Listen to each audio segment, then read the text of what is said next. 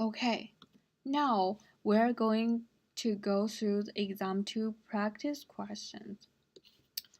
Okay, first thing we're gonna do is we're going to go through the output. Okay, so for this one, let's see it. This is the SD test I, so that means we test variance and it's immediate. Then you see the output. Oh, so you see there are two things. So here I will say yes, it tests variance and there are two variants here. So I just labeled everything here. So all of this pink one is for the first line and all of the blue ones for the second line. All this orange is what we're gonna need later, but now you understand. Okay, the output one is a SD test that tests two variances. Okay, good. How about output 2? So you'll see this is a t-test I. So that will be, so that's a t-test and it's immediate too, right? So what does it say? It's two sample t-tests with equal variance. Okay, I was just gonna write it. It's test two means and it's equal variance here, right? Awesome. I just trying to match everything here. Now, third one. Oh, so what is this test? It's t-test I. What is this one? Read this line. It's one sample t-test. So that means it tests one mean. Oh, there's one line. Yeah, of course, right? So which one am I comparing it? You see 1, 2, 3. Where does 4.88 come from? Here, it is the H0. It's the number for the H0. So I know I'm just comparing whatever all of this number with 4.88. Awesome. And then let's go to output 4. There's no command here, but I know I see the result. So it's like two sample tests of proportion. Okay, I got it. That's the two proportions. So output 5, it is proportion. So I see CI, that means confidence interval.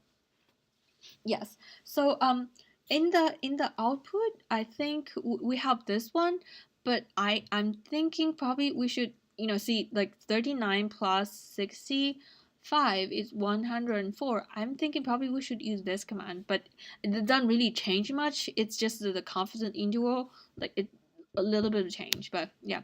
So now output 5 is confidence interval. All right, awesome. Okay. Now let's go to this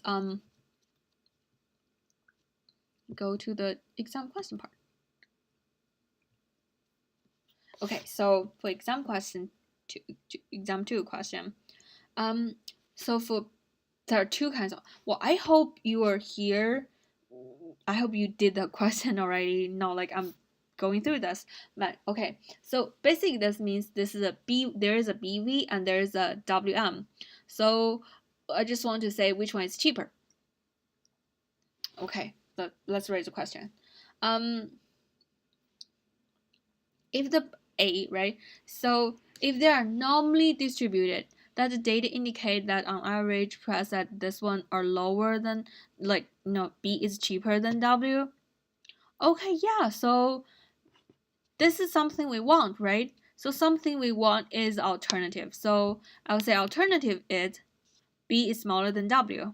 And then so the H0 is gonna be equal. Okay, now the two sample tests assume equal variance.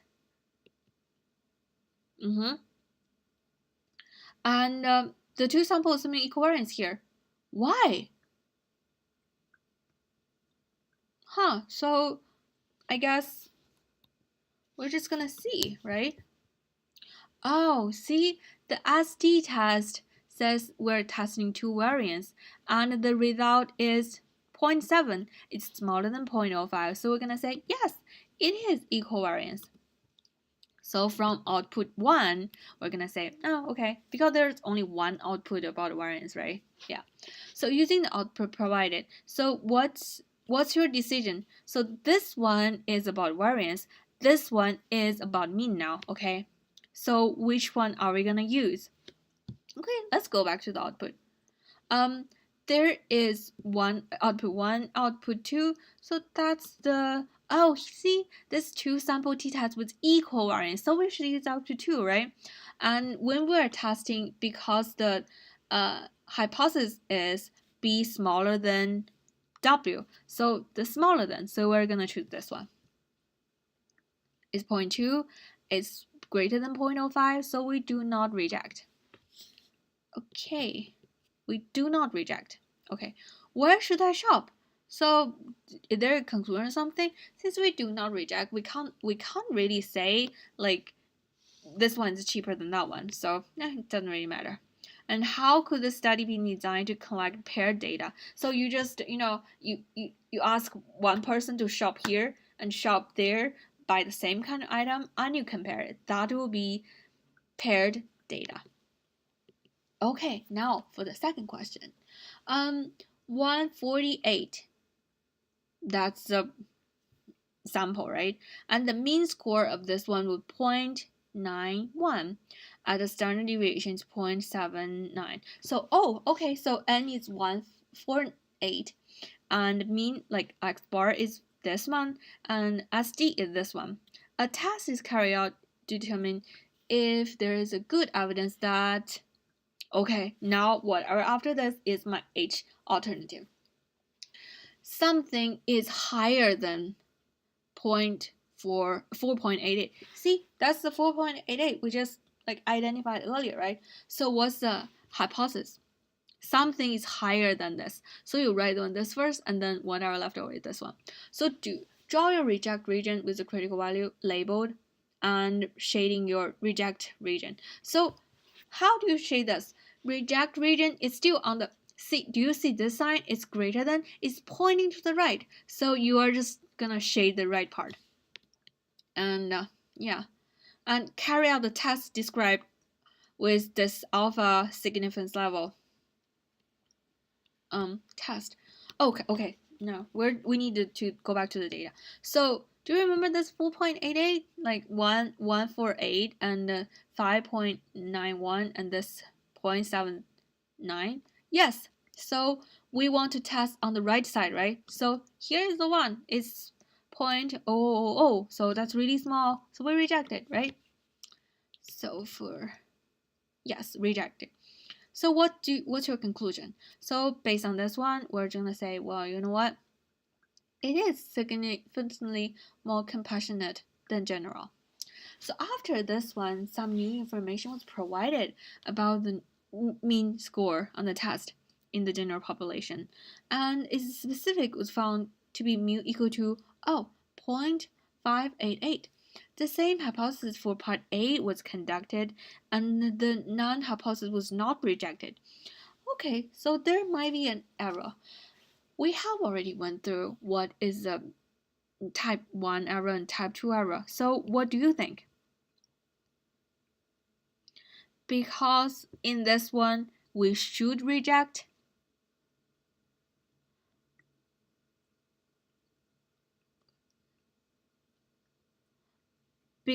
Okay, so in this question, what we did here is we rejected, but actually we should not reject it.